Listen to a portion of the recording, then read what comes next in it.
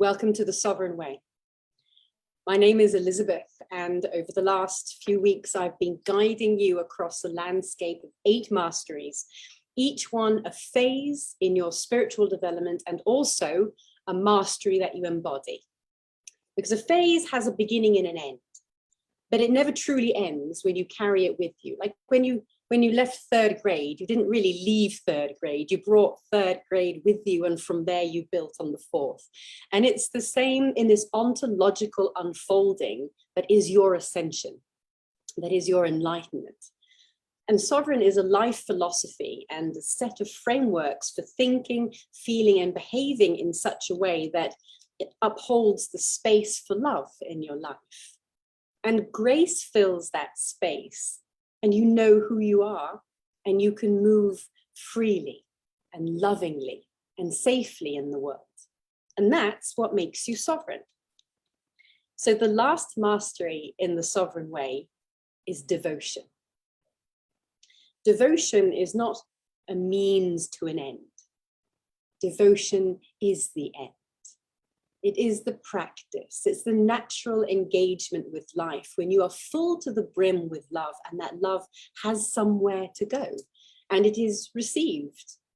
It's received because you've allowed yourself to give yourself to the unfolding of your life. It's the devotion to your goodness and to the seeding and weeding and watering and cultivating, harvesting and composting of all the life elements that hold your goodness. It's the commitment to living full of stories of love and sharing those stories. I've heard spiritual teachers say, we're not human doings, we're human beings.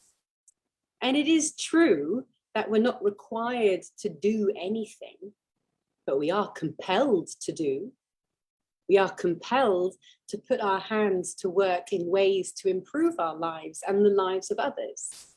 We don't just seek to maintain, we seek to wonder, thrive, and to experience more.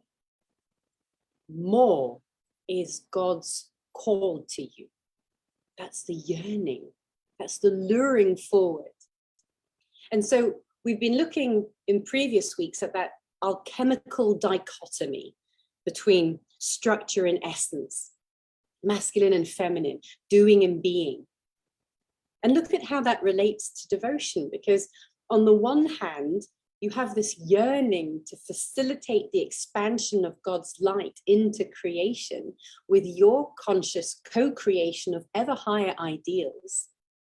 And on the other hand, you have this yearning to allow with absolute surrendered forgiveness the already good-enoughness of now. So when you train for your enlightenment the Sovereign Way, you focus on the miraculous art of true devotion, an outpouring of love into every moment, focusing it into the core discipleship of your life. You reveal your macro spiritual direction and you synthesize your legacy. And the outcomes? Number 1, you'll have the lifelong mastery of clarifying and formulating your impact. Even as you change, you never agonize over what am I supposed to do and what am I here for? And secondly, you know where and how in your life to focus your devotion for the highest fulfillment. You direct your love towards the fertile grounds, not out into the barren desert. And number 3, you have ultimate permission to be in love. Let's look at how we got here. This is our journey in the Sovereign Way so far. So if you're joining us for the first time, in the comments, wherever you're watching this, write first timer, and then we'll tag you in the beginning, and then you can do the journey. Or if you've been here for the whole thing, text in comment and say whole thing. I was here for the whole thing. And I want to hear from you. I want you to text in the comments, what has the experience been like for you so far? And what do you expect from this teaching, from this high spiritual teaching and vibrational attunement? So as you follow along this class, you're not going to be writing anything down. You're just going to be receiving a transmission of energy through word and through frequency that's going to bring you into attunement with devotion. So let's look at the whole Sovereign Way journey that we've done so far. First, we looked at the mastery of remembering. Remembering the truth that transcends all time and space. Remembering that there are three elements in the universe: source, spirit, and substance, and that you are an individualized expression of that trinity. And in the second week, we looked at the second mastery, which is recognizing. Because when you remember this, you can start recognizing the difference between truth and story, self and personality, essence and structure, home and house. And when you get that done, you're ready for the third mastery, which is releasing. Because if you can recognize the difference between truth and story, you can start effectively releasing story. You can release falsehood, structured paradigms and error. You can release your attachment to intergenerational karmic patterns in your life. You can release your attachment to stories like I am the wounded one, or I'm better than others. And you become really effective in your forgiveness. And that leads you to the fourth mastery, which is expansion. Because when you can effectively let go and release patterns and systems that belong to outdated versions of yourself, then you can effectively expand to increase your capacity for meeting the challenges of life. In fact, you become available for greater challenges, which means greater legacy. It means greater outcomes. It means more beautiful adventures and deeper impact. And that means you're ready for the fifth mastery, which is genius. Because when you're used to expansion and quantum growth, you need to begin to hone your faculties, really condition the marvelous mind for processing faster and smoother and more complex realities. If you're going to be a reality bender, then you need to have the mind, the mastery, the genius for processing more complex realities. And then you're ready for the sixth mastery, alchemy.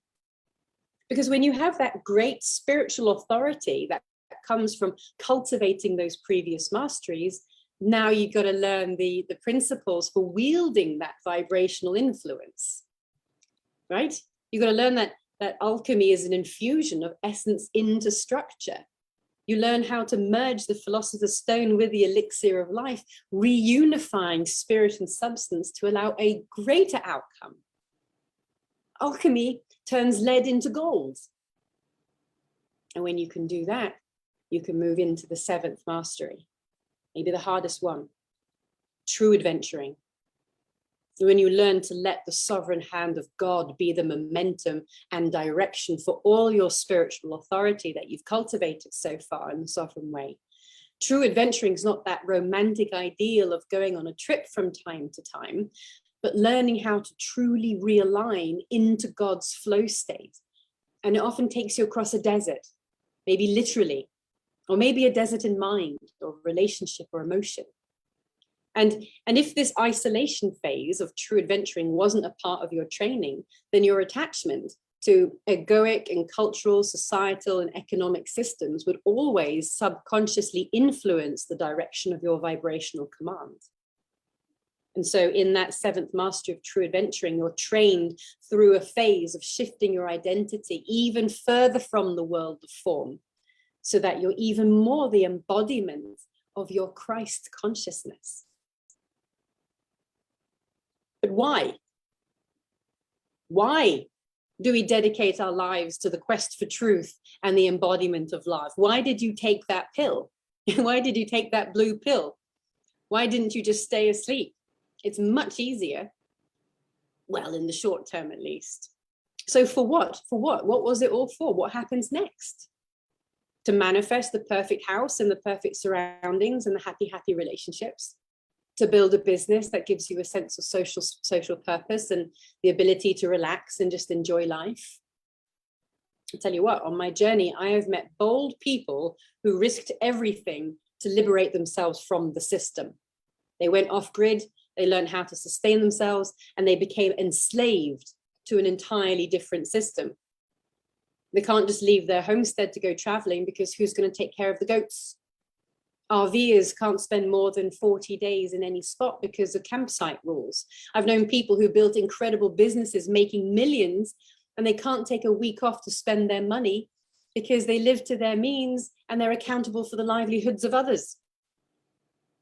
So don't fool yourself that your sovereignty is for any worldly outcome. You get those things anyway. You get fulfillment, you get peace, you get abundance, you get love. It's yours. It's yours for the taking. You're provided for. So now forget all the worldly things that you want to experience, because it's nothing compared to what's coming. The eighth mastery in the sovereign way is devotion. What's coming is that you will allow and you will formulate and practice the devotional expression of service and discipleship, the delight of true participation with life, and the fulfillment of extending your real magic into the world in an ultimate knowing of your belonging here. A sense of gratefulness lifts your consciousness to yet purer forms of devotion on the peak vibration of love. With endless forms and directions and shapes for devotion, there's no inherent finity in it, other than the creative borders of our experience. So devotion is endlessness. Devotion spans across time, and it's one of the natural evolutionary stages in your ascension, because in devotion, you find yourself singing an improvised duet, a passionate love song with life itself, affecting all of relationality with the vibrancy of your love, and in return, being held in a loving embrace inside that song that renews itself from age to age. Joseph Campbell formulates it in The Hero's Journey as the return with the elixir. You know Joseph Campbell, he created The Hero's Journey, which essentially is the formula that you read in every book, any novel, any book, that you can follow the main character along the hero's journey across these different stages that represent your evolutionary becoming. And the final stage isn't finding the elixir, it's returning home with it. No longer isolating yourself in your Excelsior spirituality cave, drinking the elixir all by yourself and congratulating yourself on your ascension, but bringing that elixir home to share with your friends and your family. In the sovereign way, this mastery, devotion, it brings the meaning and the depth of knowing God into a practical, embodied life. This is where the winning is. This is where one has already happened and is always happening. Anyone who surrenders to the infinite devotion of God's embrace and stay the course, hold that mastery, even part of the way, have won the game of life. And we find ourselves in devotion, carried in a super wave of divine mercy, as Richard Rohr calls it. We are the returning Christ. The greatest joy of life is surely that the miracle, the sheer miracle, that as you choose to love, you experience love. When you love anything or anyone in any given moment, you are the first one to receive that glorious healing and abundance of the love that you're extending. It's an immediate, intimate experience of actual God, real God, living God. And in the pleasure that flows from the deepest depths of your ocean and out into the world, in that pleasure is your outreach. In your delight is the radiance where others may touch God through you. And nobody can prevent you from experiencing this. Nobody can take this opportunity away from you. Love is not a duty. I have to be unconditionally loving. Love is not a duty. Love is the supreme pleasure that can be experienced regardless of how stormy the seas are. Love is your extreme, supreme pleasure. But often in life, we feel separated from love. Evil is what does that. That particular sub-frequency that's in the air. It's in the Garden of Eden. That's where that subtle beast, the serpent, is already embedded in the mind of God, is this frequency that has as its prime directive to separate you from love, or at least make you think so. It whispers at night, making you fear your lack of control or your inadequacy, or you fear humiliation or persecution, or whatever the thing is that you think you fear, whatever the thing is that it whispers to you in the night that you fear, creating doubt. But that's why you have the sovereign way, because even as evil is always present, so is devotion. And being sovereign, you know that no one will ever fall out of experience. No one will ever fall out of that moment in time where devotion is. And this moment is a small but beautiful part of your total experience of all that will ever be. It's an eternal pinprick. It's a strand of being that follows you forever. And in sovereignty, you're no longer afraid of your own wholeness or your own brokenness. You've looked at and understood the outlining principles of the fabric of your of your vibrational reality. Look at what that means. You have looked at and understood the outlining principles of the fabric of your vibrational reality. And so you've allowed the total release of the attachment to the story, to what has been, to what is, and to what will be. So that means that evil no longer has any power over you, because you're always in that superposition poise, that place of sovereign choice, where you can so easily choose to be an outpouring of love. And neither do you fear the uncharted territories where new realizations can form. That's what you learned in true adventuring. You can go across the deserts. You can go into uncharted territories and allow new realizations to form, because when you're calibrated to love, as opposed to not love, then nothing can sway you or lead you astray from flowing with the will of God. In the totality of what we are, we will always be within our own experience. We will always be inside that zone of what I am prehending, of what I can sense, what I can intuit, what I can taste, what I can comprehend and understand. I'll always be inside my experience while I'm here in this life.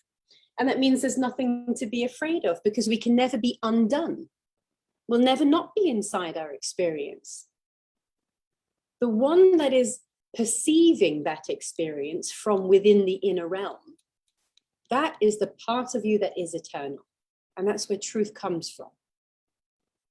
Let me promise you that the moments that passed through your fingers and seemed to be gone forever, the treasures of loving moments in your past, the golden days of your youth, the swiftly passing bubbles of joy, they are in fact always reachable, because now they are a golden thread in your eternal fabric. Nothing that has ever been cannot be. You cannot be undone. You will never not be. Rest assured, you are safe within your experience. So stop pushing against that which is unwanted and let your devotion be your atonement. All is well. All is well forever with your soul. So, who are you?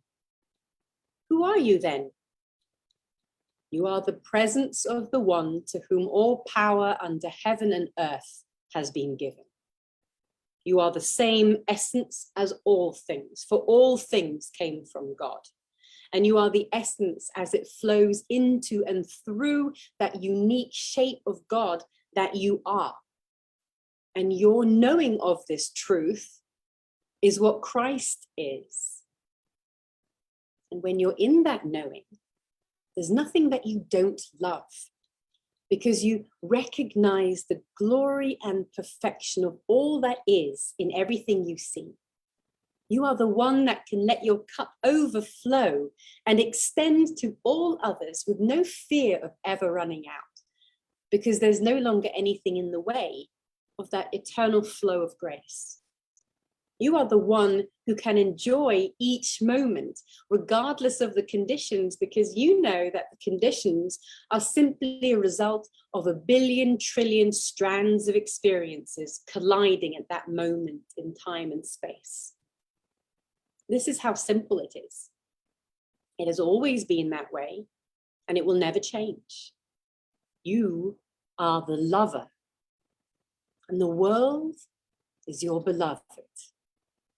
Enjoy the miracle of being able to perceive and experience what is flowing from you and reflected back to you from your lover. And take delight and wonder in the tapestry that you weave from the moments of your life. So from now on, it's no longer personal. It's no longer about you. It's about your devotion. Seek ye first the kingdom of God and his righteousness, and all these things shall be added unto you. That's Matthew 6:33. Seek ye first the kingdom of God. What is the kingdom, my friends? What is the kingdom? What is the experience of being in the sovereignty of goodness, being held inside the boundaries of love? Be there first. Be in your devotion. Be in the dynamism of your devotion. And all these worldly things are added onto you.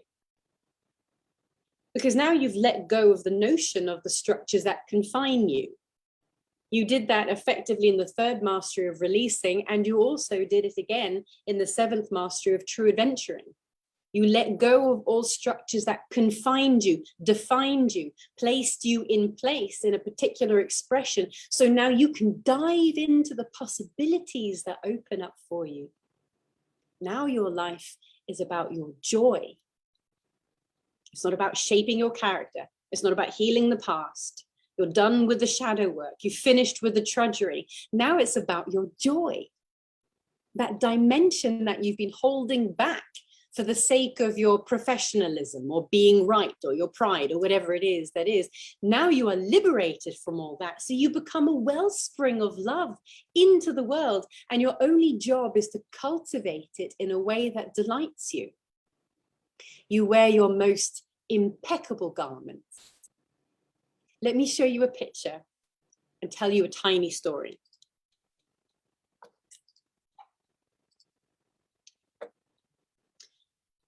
My husband and I had lost our home, and all we had to live in was a tent.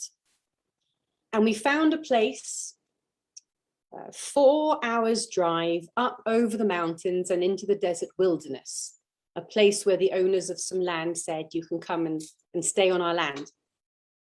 And to begin with, they said that they would provide us with a wooden deck, which to us was the world, because it meant elevate. It meant elevate our home off the ground. It meant we're not living in the mud. It meant we're not living in the dirt. We have some elevation at least. But they went back on their word, and they said that they didn't want the distraction of having to think about that. They had too much to do to prepare for winter. So our elevation of home to them was a distraction and a nuisance, but to us it was everything. But we were too weak and too traumatized and too vulnerable to really stand for what we wanted and needed. So instead we had to sink into the mud, and we had to sink into the dirt in the desert and be okay with what was. Well, in this case, we pitched our tent on the barren, rocky ground, and it wasn't even. We pitched it, and for a few nights we slept in the tent as it was. But I had been bitten by so many mosquitoes and various gnats and stuff all around my ears, and the sores were open and they were bleeding and weeping, and they were so sore. And so I hadn't slept in days. And also because the ground was uneven, my head was sort of pointing downwards. And so all the blood would fall and pool into my head and make these open wounds throb. It was absolutely excruciating. So after a couple of days, I decided that if they weren't going to provide a deck, then I was going to create a flat piece of ground out of this rock where we were staying. So I got a pickaxe. I took the tent down. I did it all by myself because my husband was creating a bathhouse out of cob with the landowners. And so all by myself, I took down the tent, and still in all this excruciating pain, I moved all of our stuff and I got a pickaxe and I began to level the ground. And I felt that I couldn't get in touch with the enjoyment of it. So I went and I put on my most beautiful outfit, which was just a t-shirt, a skirt, but also my prettiest hat. And look, as I've written on this post, if I'm going to smack rocks for 6 hours straight, I'm going to do it in my prettiest hat, because the only way to crush your demons is in your finest. To wear your most beautiful garments, to put on your ball gown, to go and muck out the pigs, to bring your sovereignty and your loving devotion to the circumstance that is, that's a mark of mastery. That's a mark of the glorious allowing that comes with the sovereign way, to be willing to participate with the dirt and grime of what is, the lugubriousness of the humanness mess, as Maria just said to me earlier, to be willing to participate in such a way, wearing your finest garment, that is a mark of sovereignty. So I posted these pictures on Facebook, and look how happy and how heavenly it looks, but you can't see the pain. You can't see the open sores. You can't see the broken back. You can't see the profound disappointment of having someone go back on their promise. You can't see the spiritual excruciating sense of knowing that I've brought my family into the dirt and now here we are living in the dust. You can't see that part of it, because I tell you what, even though that part of it was there, it was immediately alchemized by my willingness to wear my finest hat to the party. Understand that, because that is devotion. From now on, wherever you are in life, from now on, you use your sovereign freedom to live your devotion to your true lover, who is your life. So that if your life wants to take you on a mission into the desert, or wants to teach you about the hard work of smashing rocks, or wants to teach you whatever it is it wants to teach you through the thing that you're going through, off you go. Knowing where the treasure is every step of the way.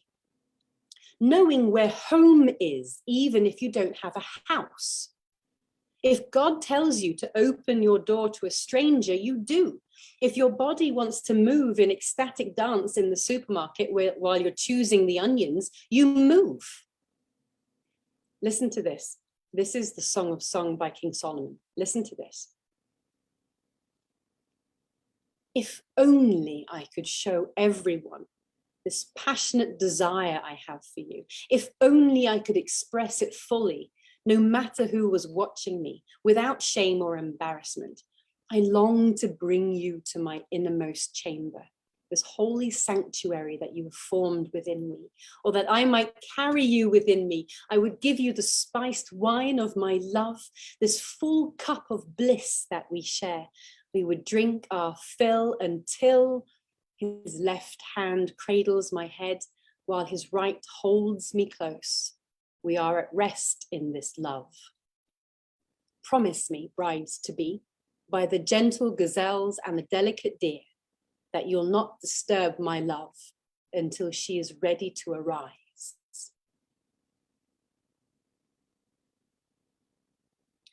I'll say again that This devotion is not a means to an end. Hear how King Solomon says, if only I could show everyone this passionate desire I have for you. And I promise you that that yearning that you have inside of you is your love, wanting to be expressed, wanting to be poured out into the world, desiring to be seen and known and received by the world. So devotion is the practice of that. Devotion is the natural dynamic of your life where you're full to the brim with love, and that love has somewhere to go because you've allowed it. It's that sacred space that opens when you're buzzing with euphoria and you have the guts to allow yourself to hold on to it and to experience it.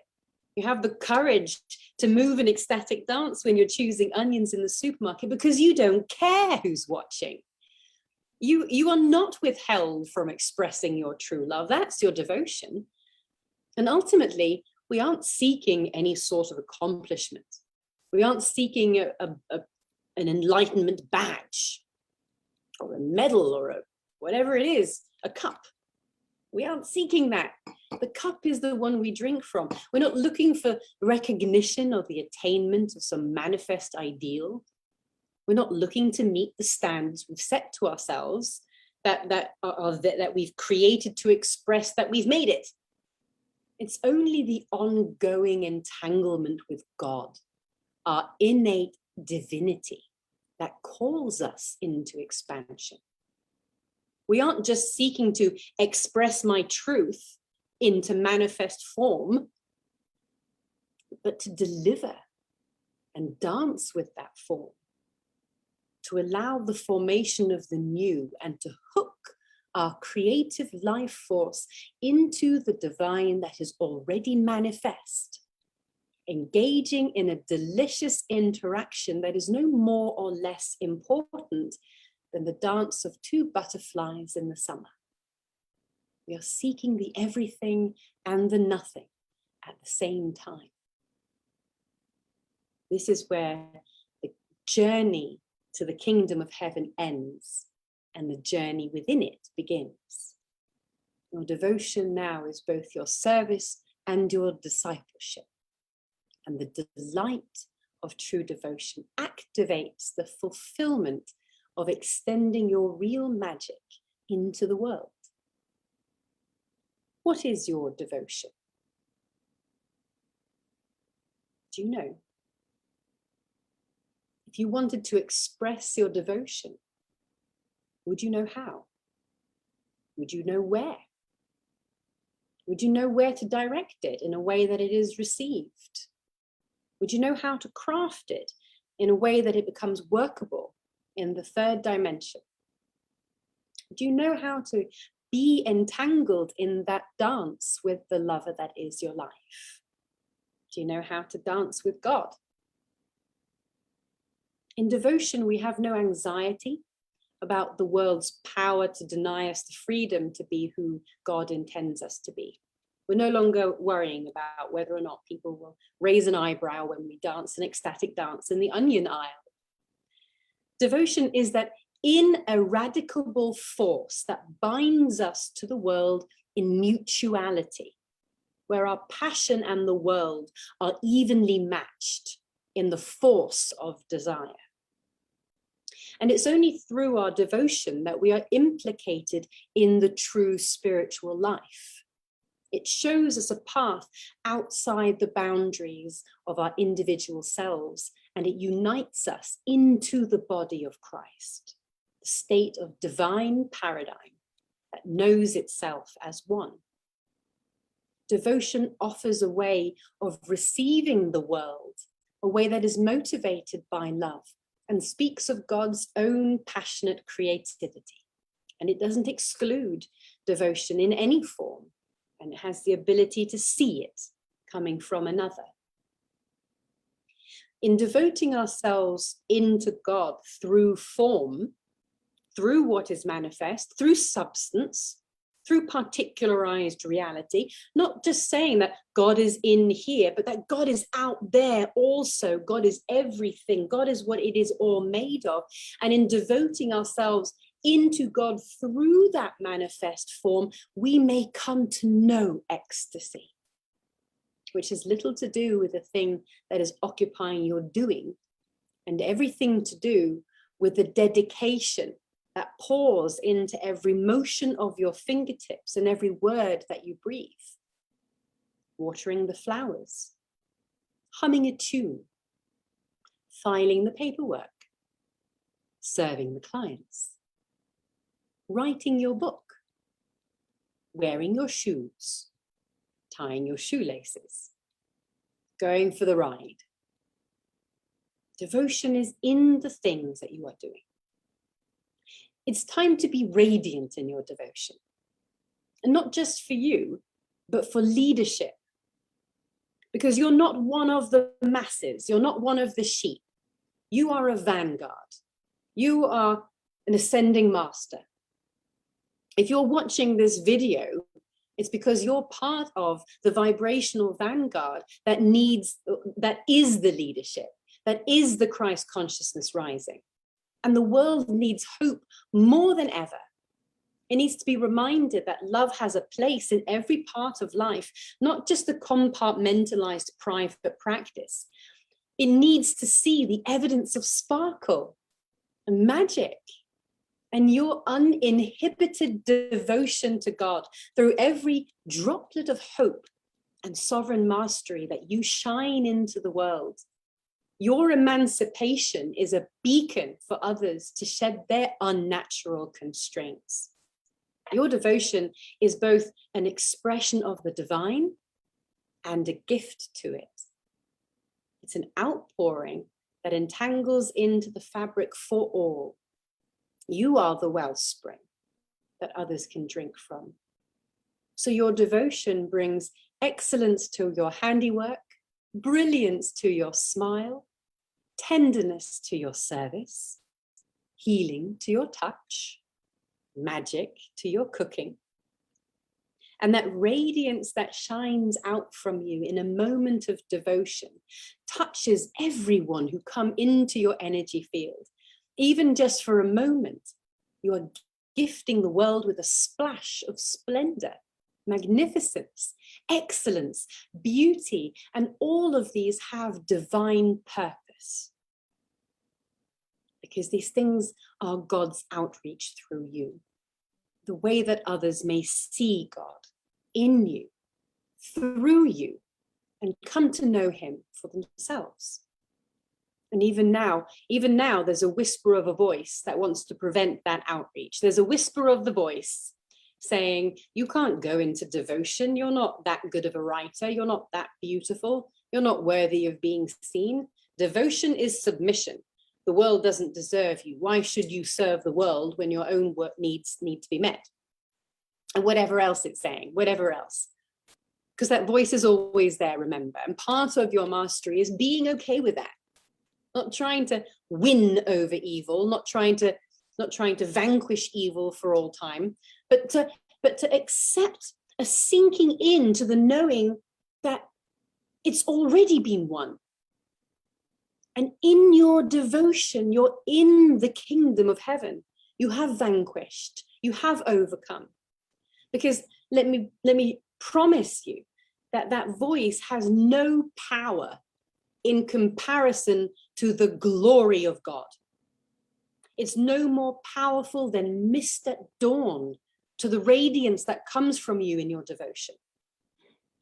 And giving yourself up may seem a little spooky at first glance, but the moment that obscure, subtle darkness is illuminated by the iridescent morning light of your embodied knowing, it evaporates and leaves you in the glory of God. You are the glory of God. You are the pinnacle of the great divine design, a spectacularly impossible harmony of trillions of cells, sentient, knowing yourself, knowing truth, knowing love, And what's more, you were designed to be a herald of truth, to be a walking, talking, living, breathing example of love. And there's nothing lovelier to behold than that. There's nothing lovelier to behold than what you are. And maybe for you, your devotion is elegant like a swan. Or maybe it's charming, like a field of poppy flowers swaying in the wind. Or maybe it's innocently clumsy and whimsical, like a big shiny beetle that's toppled onto its back, its little legs. Or maybe it's stoic and strong, like an alabaster column. Or maybe it's earth-shattering, sharp as a blade. Or deliciously mesmerizing like a lava lamp. Or natural and effortless like clouds floating in the sky. Or stunningly surprising like a geode cracked open, scintillating crystals. Or serene and peaceful like a plain-colored English moor or a swamp. Your willingness to devote yourself sensually and spiritually into life beautifully sings of the divine union that God is forever inviting us into. And formulating this devotion in a way that is workable in the third dimension and brings your true service into play, well, that's our specialty in the Sovereign Way. That's why we have so many project creators in the Oasis, whether they're working on a business plan or a book or an online program or a retreat center. We take the role as a spiritual director and project manager to help execute this devotion in a way that is true to you and to God. On Friday, I'm going to be teaching my students in the Oasis a simple way of crafting your true devotion. It's called the Unicorn Protocol. And it's remarkably simple, but extremely powerful because it unifies and integrates several aspects of your life to demonstrate to you what your devotion is and where the direction of its calling is.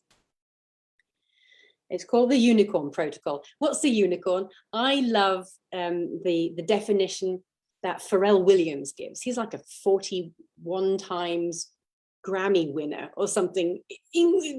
Super talent. He's a super talent. And his definition of unicorn is this. He says, unicorns are those with the greatest ability to invoke the presence of God. They radiate love and everything around them changes. And I'll add to this definition and I'll say, also, they channel that love into their expertise, into their craft, and the result is super talent. And in the Oasis on Friday, I'm going to give you that protocol to shape your unicorn devotion. So that is the Sovereign Way, my friends. That's the 8 masteries: remembering, recognizing, releasing, expansion, genius, alchemy, true adventuring, and devotion. The journey is not for the faint of heart, because it will take you across a very real, lived landscape of not just philosophy, but experience, a choreography of experiences that bring you to this point of power and presence. So I want to hear from you. First, I want you to tell me, what has this experience been like for you so far? And second, I want to hear from you. Do you want to join the Oasis? Do you want to join my group of students who practice the Sovereign Way, who do immersions in each of these masteries, who learn the frameworks of mental mastery, vibrational mastery, and true magic, who learn the ways of being in true devotion in the world? Do you want to join the Oasis? Do you want to be in our belonging and learn with the elites in this beautiful experience of ascension in Christ? If you do, and you think you're ready for this experience, then reach out. I want to finish with one of my favorite Bible verses of all time. And it's for you, because remember how I said that you are destined to be the herald of goodness, the promise of eternal renewal, and the proof that God is real and alive through you. So listen to this. This is Isaiah 52:7. How beautiful upon the mountain are the feet of the one bringing such good news. Thank you so much for joining us for these last 8 weeks in the Sovereign Way. We're going to be taking a 1-week break, and then we'll return back first week in August. Look forward to seeing you again. Bye-bye.